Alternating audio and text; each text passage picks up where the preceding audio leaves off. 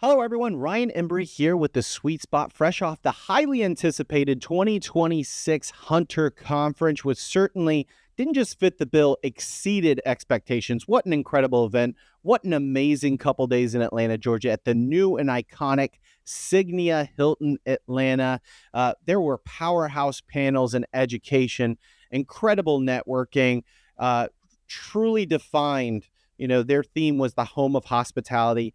Certainly hit that over those couple days there in Atlanta, Georgia. We had the privilege of covering the event.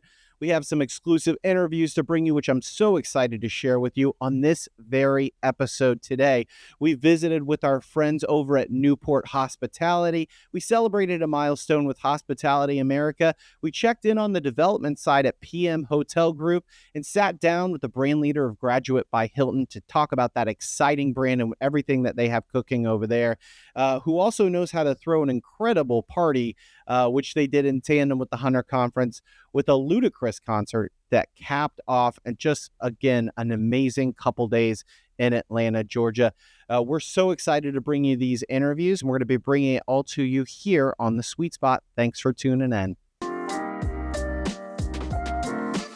Hello, everyone. Ryan Embry here with The Sweet Spot, live on location, 2026 Hunter Conference. Excited to welcome in Wayne West, the third president of Newport Hospitality Group. Wayne, thank you so much for taking some time. It is a pleasure to be with you. It's a pleasure to be here. Yeah, excited to be here. It's a sleepy, cold morning right now, but we're warming things up here in Atlanta at the Hunter Conference. Tell us a little bit about your experience, and what do you think about the new location, the new digs? I think the new location is great. We've been downtown at the Marriott for so many years. I think this is new, it's fresh, it's invigorating. It truly is one of my favorite conferences. I mentioned to you, the Hunter Conference is a relationship kind of conference where you get to sit down and spend time with people one-on-one, whether it's your brand, whether it's other owners, whether it's my peer group. So I enjoy this one a lot. Yeah. It's great because I think one of the things, you get a bunch of hospitality people in the same room, you start talking about some of the challenges that are starting to arise. And right now, we got some headwinds, profitability, hotel margins, very slim, rising construction costs, operational costs. It's a lot, but you have a philosophy, control what you can control. How do you bring that philosophy to Newport Hospitality Group as we usher in 2026? Number one, I have really good people. My colleagues are strong at my corporate level as well as the property level. For many, many years, the industry had a vibrant ability to drive RevPAR, and it seemed like it was increasing 3 to 5% every year. That's slowed down. We continue to push that where there's opportunities, but what I think we do best, and my operational team does best, is control the big things, control cost, control your labor. We spend a great deal of time working on that every single day. We work with the leaders at the properties to make sure that we've got the appropriate levels of payroll and the appropriate levels of resources to the levels of business at the time. So I think a great deal, we've always spent time on that, but it's even more and more important as your RevPAR may not be increasing as quickly as payrolls are. Yeah, absolutely. Operational efficiency, really, really key. Try to look for every inch that you can get right now. We had the opportunity to meet up with your COO, Brendan McCoy, at the hospitality show out there in Denver. He was talking about the growth of Newport Hospitality Group and was really focused in on talking about strategic growth with the right partners. What does the right partner mean to you? And you see opportunity out there? Yeah, I do see opportunity. We've recently taken over a hotel with the perfect partner, has a few hotels, but her focus wants to be on development. She is aligned with us culturally. She has the right kind of hotel. She maintains it well, but she thinks she can make more money developing the next hotel and is leaving operations to us. So the first thing we want to do, we want to make sure that we align philosophically with her vision, anyone's vision of the hotel, and how it's going to be operated, how we're going to treat the guests, the employees, and how we protect her asset and grow it and make it more profitable. But I think that's the key thing, is aligning with a partner that aligns with your vision. Yeah, and that alignment is really can be found in rooms like this, right? At a Hunter Conference, when you're networking, you're having conversations over that, because it is key, that alignment, making sure that you and the owner are kind of hand in hand, especially in a time where it's a little bit challenging. Looking for operational efficiency. A lot of people, a lot of subject matter topics talking about AI and technology, right? Trying to fill those gaps. Talk to me a little bit about the philosophy and how you approach AI and technology. Is it more about guest the guest experience or employee empowerment? Let's be honest. AI has been around a long time. If you go back to revenue management 25 years ago, instead of, we started leaning into computers to do some of the analysis for us. So I think this matured over the year and it continues to evolve. And I think it's evolved exponentially over the last few years, right? We first used ChatGPT to help us write sentences, and now we're analyzing data. I think we'll continue to evaluate how to make us more efficient, but really more effective with the data. I think we need to make sure we're not consumed by the data and ask AI to help us with the right questions and get the right data to make quicker decisions and better decisions. So I think we're testing it today, all the different kinds of AI out there. We're testing it in all the disciplines. We're testing it in HR. We're testing it in operations.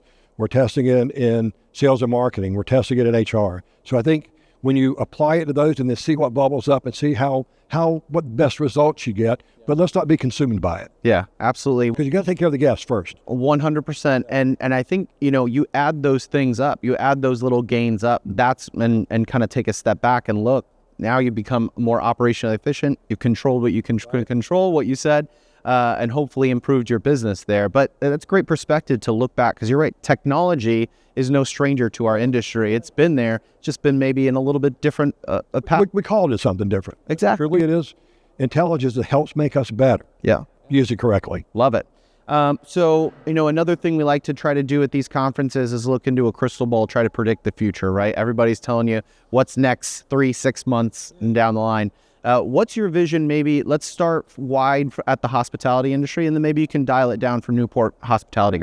There again, I think I said it earlier. We've been spoiled by the ability to grow our rates every year substantially. That's slowing down, so we've got to be smarter.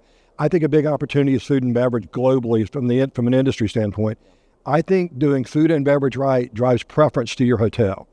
I came up in the food and beverage world, and I think when select service hotels came along, we weren't as good at food and beverage as we were 20 years ago.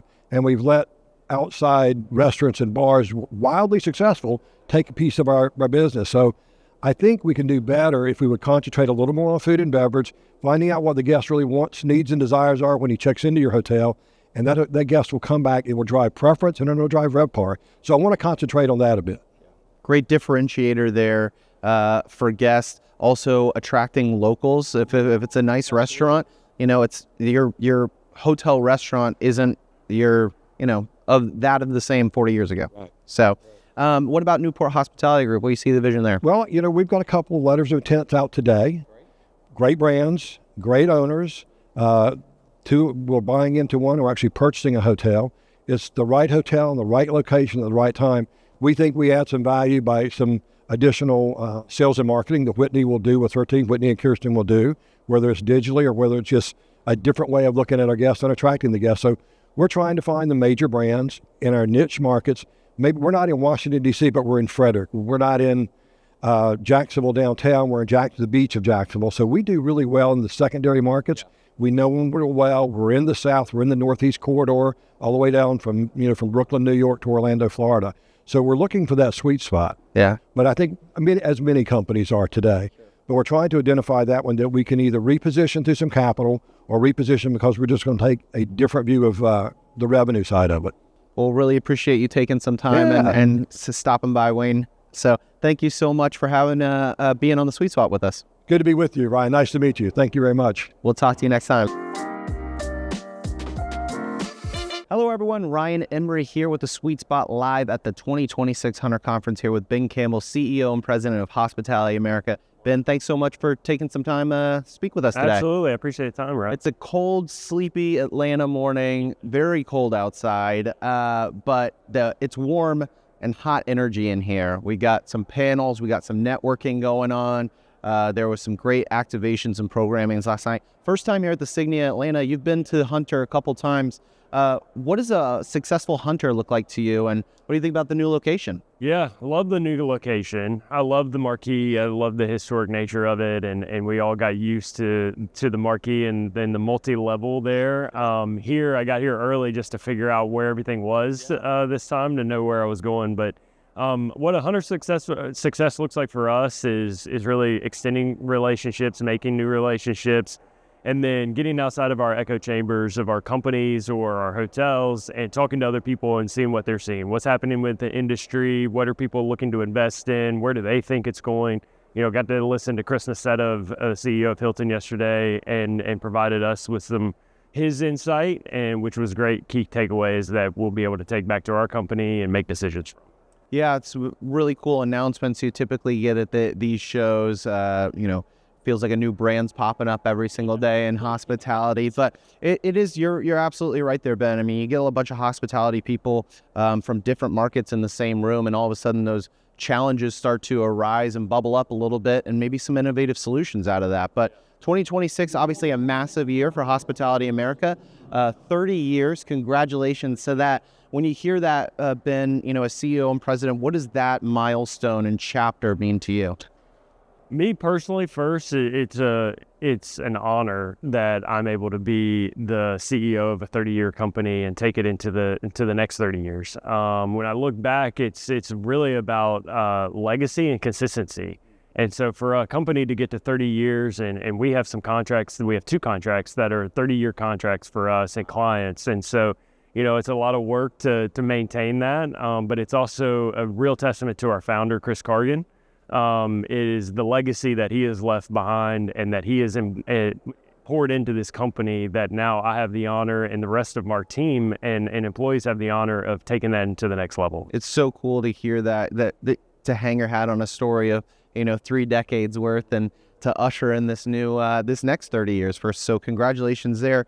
Obviously lots changed in hospitality in 30 years. I'd say lots changed in the last 5, right? And we might be at an inflection point here with everything around AI and technology, which we're going to speak to in a second. But what do you attribute to that longevity and success of Hospitality America in this company? Yeah, we boil it down to 3 different things. So we have what we call the HA promises. We have 3 stakeholders that every single day we wake up and we say, are we delivering the promise to our owners, to our team members, and to our guests? So everything that we do, we boiled it down into those 3 pillars and say that every guest comes to our hotels and we're making promises to them that we have to deliver. Same with our team members and definitely to our owners. And so I think it's through that lens that we've been able to have a 30-year career, and knowing that really we're here to service the guests and we're also here to service our clients, which is our owners, and deliver on those deliver the metrics and the performance that they expect, and that ultimately we said that we would do and that we're delivering on. So that's why I say it's really the consistency of the company.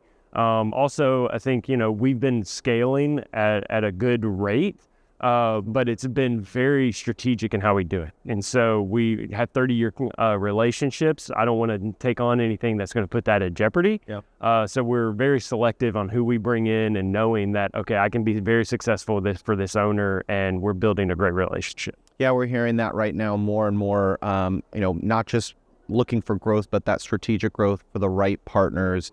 So key right now, especially in a challenging environment where margins, profitability, hard to come by right now. But another place that Hospitality America has received some recognition recently is around its people, which is, the USA Today recognized as top workplace for 2 consecutive years and top workplace for frontline workers. I think, you come to a conference like this, obviously the big notes are about the AI technology, but how have you invested in people and seen those dividends pay off? Yeah, when I came under leadership of the company in 2022, that was a big focus of mine, because we were having to rescale the company and really look at the industry, and everybody was fighting for the same talent and the same talent pool. Sure.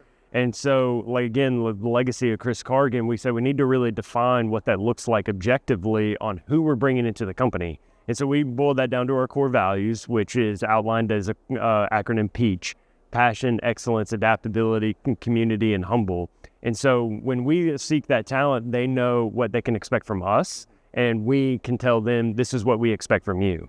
And when doing that, we're holding everybody accountable. And so everybody, then we can say, okay, this is who we are, PEACH. What we do is the HA promises. Yeah. So everybody can strive to meet those metrics for the owner, each other as the team members, and our guests.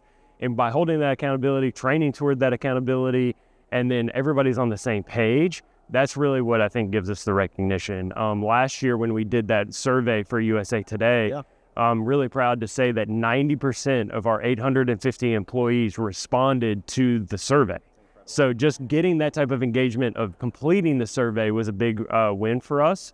And we might have some exciting news come out by the time that this podcast drops. All right. Well, we're excited to hear about it, Ben. And, congratulations to you and your team again. The conversations that I've had, with industry leaders, those strong management companies have that kind of North Star that you're talking about. It looks like you have those too, and that culture that you've created over there. So, obviously the 30 years, incredible milestone, typically a time for reflection and looking at the legacy in the past, but also looking towards the future, right? That's what you typically do on those big anniversaries. So what does the vision for the future of Hospitality America look like for you, Ben? The vision for us is still growth. There's a lot of opportunity out there. Again, I think that, how we do that is maybe a little different than we have. We have 2 great relationships. Like I said, today we operate for 5 different ownership groups. We will expand some of that, but we'll also look at expanding through acquisitions. We've historically grown through development, through our partnerships. And so there might be a lot more acquisitions. I think right now, when you look at the industry and the values of these assets, the replacement cost, a lot of times you can get into an acquisition at much less than it would be to replace that. So I think a lot of that is what we're hearing at Hunter as well. A lot of owners are feeling that. We're feeling that as well. And so there's some great assets that are coming onto the marketplace that I think 3 or 4 years ago wouldn't. Back to your question on what we see for the industry. I think yesterday you heard Chris Nassetta say that bifurcation of the K-shaped economy is going to be coming together. I agree with that. I don't think it's going to stay that way forever.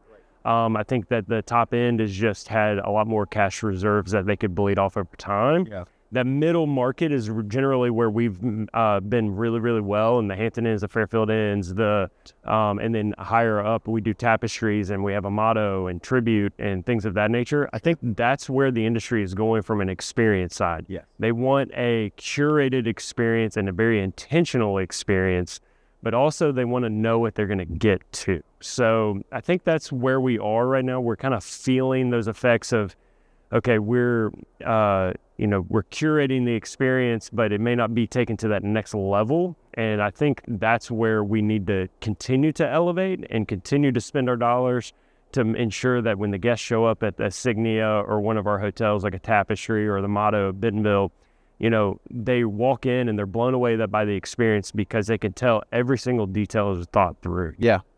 It's very cool to see the experiential travel really blow up right now. Guests loving that, but looking for that consistency, like you said.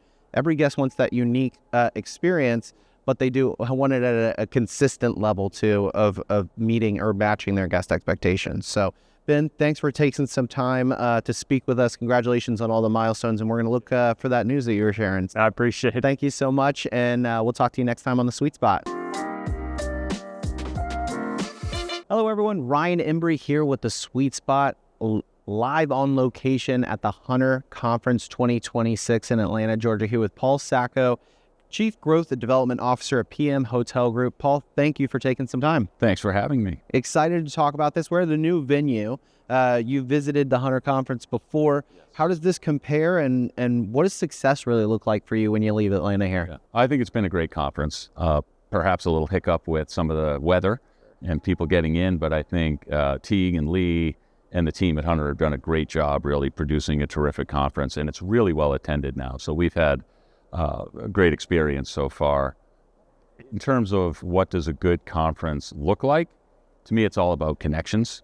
So it's all about making sure that when you come to a conference like this, sure, you have meetings scheduled for deal advancement on projects you're working on, relationship building on some of the new relationships that you're building upon, and that's structured, but also that you leave plenty of time to walk the floor, because inevitably you're running into people that you share common stories with, you're connecting with, maybe there's some things to do with, and it's just great because our business and our industry is really all about connections. Yeah, that's where it's built. It's a big little world, hospitality. Run into a lot of people, and when you get a lot of hospitality people in one place, they're going to start sharing best practices and maybe some of the challenges that they're having right now, especially with margins, profits.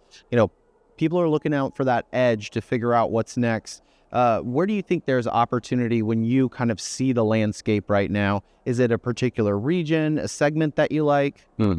Yeah, so we operate in full service and toward luxury segment, as well as select service, and then independent and boutique. And we all hear a lot right now about luxury and leisure leading the way. And we hear a lot about mid-scale extended stay and extended stay generally leading the way. And we're in those categories. I also think there's really good opportunity if you're thoughtful about the possibilities, thoughtful about the deal in urban markets on core branded hotels. I think there's still some really good opportunity. You have to be thoughtful about your basis and about what the demand drivers are. But I think there's some future opportunity in the near term there. I think there will be transactions that start to happen more. We're starting to see some more PIP pressure now from the brands. We're starting to see some more lender pressure. I think the period of extend and pretend is perhaps coming to an end, and there'll be some transactions that occur out of that. We're seeing more marketed deals as well come across, and I think that's been across segments. Fortunately for us, we're really focused in on each of those three segments as a company, and we can capitalize on the right opportunities. And that's where those strong connections come in to make those deals move across the finish line at the end of the day. Absolutely. Now, PM Hotel Group, you talked a little bit about it, but it's a competitive landscape out there. Where do you find opportunity to differentiate yourself from other management companies? Sure. So it is a competitive environment for sure. We're a top 15 management company now. We do not have any particular goal or pressure to be a certain number of hotels. That's really meaningful on two fronts. One, it means we can grow smart and do deals that make sense for our company, deals that make sense for the owner in terms of using our operation, make sense for our team. And secondly, it's really important because it allows us to remain accessible to ownership at the highest levels of our company. So we always say that if there's ever a time where an owner can't call me or Joseph, our president, or others in our company and get a response that day, then we've grown too big.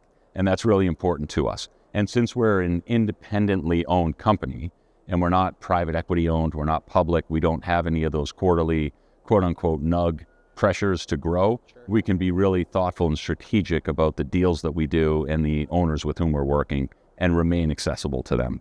Well, it puts you also an opportunity to kind of maybe be first in line when a new developer or owner wants to go a certain route. You've got kind of the story to tell them and share with them. Yeah, we hear it a lot. In reality, we are of the size and scope that our senior team remains very accessible to ownership groups, to asset management groups, et cetera, based on the size and nature of our company. I think there are some others who can say that as well, and there's some others who are a lot larger, and it just makes it more difficult to do that as effectively. Definitely. Now, another topic on everybody's bingo card here at conferences like this is AI and technology, right? So what's the philosophy over at PM Hotel Group? Are you guys using anything on the development side, and how do you utilizing it? Yeah, I think there are some really good tools within AI, even just using ChatGPT and Gemini, in order to do market research, really market assessment tools. And that's a great way to get a highlight overview of what's happening in a market. If you're looking at a new deal, if you're traveling to a market, a good way to gain sort of initial information and a feeling for what's happening in a market from a development perspective. Now, we tend to dive in deep and back all that up as we advance with some really good formats like CoStar and some others that are out there that help us really assess a deal and assess our business. So on the development front, I think that's how we're approaching things. On the operating front, I think AI will continue to evolve in a way that it helps make operations more efficient, whereby there can be data assessment on check-ins and check-outs, which can help with labor and staffing needs and assessing those types of things.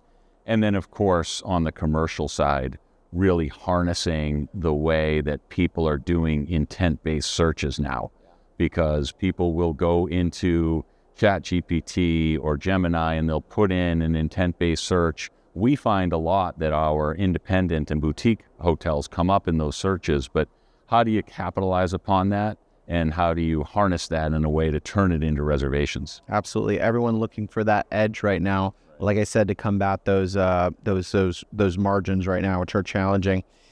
So, in your position, you're always looking for the next opportunity, the next deal. What's your vision for PM Hotel Group as you grow into the back half of the 2020s? Yeah. So again, we're a privately owned company, and we grow very strategically. We're not under any certain pressure, again, to have a certain quote-unquote nug. So that's been very effective for us. And we've been really thoughtful about the owners that we're doing deals with, the types of deals that we can operate effectively. Key for us is that we've done a couple of small strategic partnerships, Sightline a year or so ago, Modus by PM Hotel Group before that.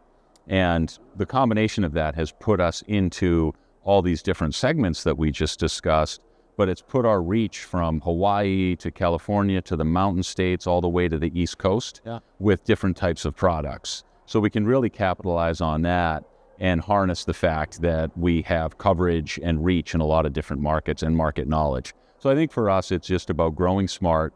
It's about putting a lot of effort behind commercial and technology. We're making a lot of investments in that space right now so that we are out ahead of AI advancement and technology advancement. And where even in a sort of muted RevPAR growth environment now, we're focused on RPI and we're focused on TrevPAR and making sure that operationally and top line wise, we're getting more than our fair share. Awesome. Well, Paul, congratulations to you and your team. We'll continue to keep a close eye, and we'll let you get back in there and for all the good stuff the Hunter Conference has to offer. Thank you. Thanks, Paul. Alrighty. Hello, everyone. Ryan Embry here with the Sweet Spot live on location at the 2026 Hunter Conference here with Parker, a graduate by Hilton, brand leader. So excited. I love this brand. It's very exciting. But before we get talking about your brand, talk to us a little bit about your brand, where you came from and your history here in hospitality. It's fun. Actually, we're here in Atlanta. This is where I was born and raised. My parents met working for Delta Airlines, so I grew up traveling. Dad worked for Delta for 32 years, and so grew up traveling. And when I got to college, I knew that's something I wanted to major in. Went to Appalachian State University, majored in hospitality tourism management, worked at the front desk of Comfort Suites when I was in Boone, North Carolina, and then did my internship. And I had a great professor who I was like, I'll just do my internship in here. I'm already at the hotel, no big deal. He was like, no, you need to go somewhere. You need to do something. And so Pinehurst Resort in North Carolina, they were interested in me. So I did my internship there. Happened to be the 99 US Open. Everything went really well there. Came back as a manager in development, and was with Club Corps, who owned Pinehurst for about 5 years. They moved me to a location in Austin, Texas. Stayed there for a while. Resort company wasn't really growing. And meanwhile, this beautiful 31-story Hilton was being built in downtown Austin. And I remember seeing that, and it's like, I want that. And I was always in front office operations, so I was able to join the Hilton Austin as assistant director of front office, and that was in November of 2003. And I've been with Hilton ever since. On property roles for about a decade in San Diego, Baltimore, Orlando, and then joined the corporate front office team in 2012. Where I focused on front office operations, efficient use of our property management systems, which are proprietary to Hilton, and then was able to work and get exposed to the brand side, and then joined Embassy Suites brand in 2021 and just loved that world. Also during the pandemic, my pandemic fund was I was getting my master's in hospitality from Virginia Tech. They have a campus in the DMV area up in DC, and fall of 2020, I became an adjunct professor in that program. So continuing to do that, I've always believed in the power of that intersection of hospitality and education. So when Graduate came through in 2024, I was the first one to raise my hand saying, okay, I've got the brand experience, I've got the university passion. And so it's been a great experience since then. That's so cool, Parker. And, we were talking about this. I'd love to hear those stories of people that went to school for hospitality, and now look at you. You're on the other side of the desk. You're the teacher and influencing the next generation of hoteliers, which is so cool. So obviously college and universities have, I'm sure you don't get tired of talking about those. Never. Especially in your position. But for those who maybe aren't as familiar with Graduate, talk to us a little bit about that brand, maybe a little bit of a story as well. Absolutely. So Graduate Hotels was created in 2014 by AJ Capital. They found that there was great opportunity to have upper upscale position lodging, bespoke design in these hotel and these university markets. And it's been a great success. They started with just 1 or 2 properties. They grew to 34, 35 properties, and then Hilton acquired them in spring of 2024. Since then, they've all come into the Hilton ecosystem, 35 assets total currently. And so they're live with Hilton Honors. They're live with all of the team member perks with Go Hilton and everything that you expect. But also, they're tied into all the benefits of being Hilton. Hilton Worldwide Sales, Hilton Supply Management, Hilton University, all of the training programs. And so the hotels have done a great job of kind of onboarding, keeping the authenticity that makes Graduate special while using the engine and all the power that comes with the distribution network of Hilton. It's so cool to hear. And, when I think about people and their universities and their colleges, passion is the first word that comes up, right? And to marry that with your brand, and people are also passionate about travel, that's such an exciting, probably, space to be in. And the fact that you get to talk about, these projects. And here we are in Atlanta, a very cold, unseasonably cold day here in March. But, we're at the Hunter Conference talking to investors, owners, developers. You're having these conversations. What do owners and developers get excited about when you're having conversations about your brand? The passion, like you said.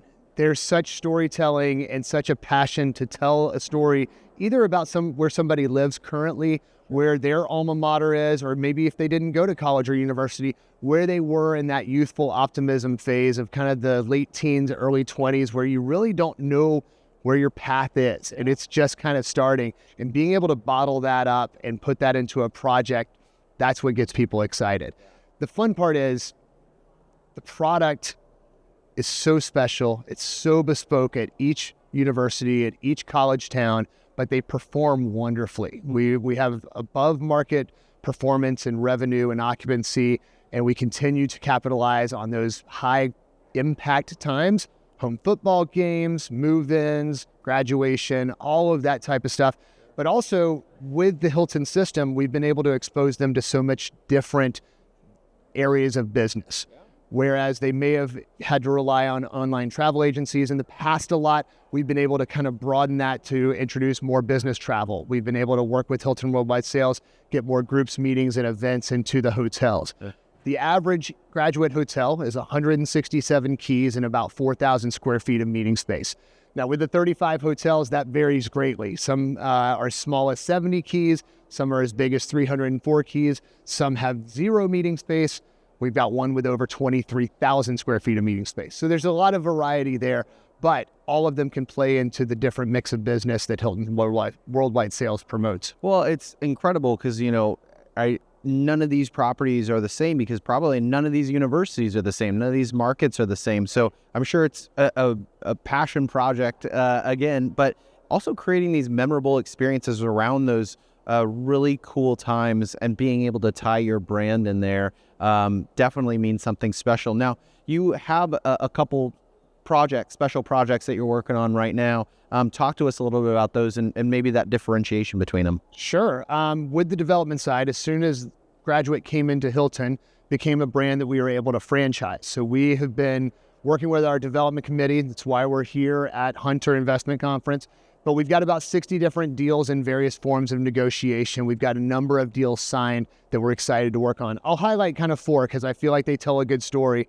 We've got Flagstaff, Arizona. That's going to be by Northern Arizona University. Brand new build, new to Hilton owner, very exciting project that's going to do some amazing storytelling about Route 66, about Northern Arizona University, and just the Flagstaff community. You've got Boulderado, a historic 100-and-something-year-old asset in downtown Boulder, right by UC Boulder. This is going to become a Graduate by Hilton hotel. This is funded by AJ Capital. They own that. So that's showing continued interest in the founder of the brand into Graduate by Hilton, which is something that means a lot to me. It means that we're protecting the brand in meaningful ways. We've got Graduate Laramie that'll come online by the University of Wyoming. This is an existing Hilton Garden Inn that's reaching the end of its term with that project, and will transition and go through a painstaking renovation to tell the cowboy story of the University of Wyoming, and that'll open as Graduate Laramie.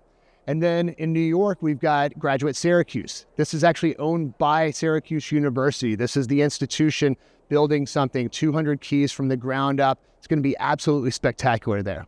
I can talk to you about each one of these projects and what makes them so unique. And that's, again, the cool part, probably why both the owners and developers love it, guests love it as well. But let's get to know you and the portfolio a little bit more intimately. So let's talk about maybe one of your favorite views on one of your properties.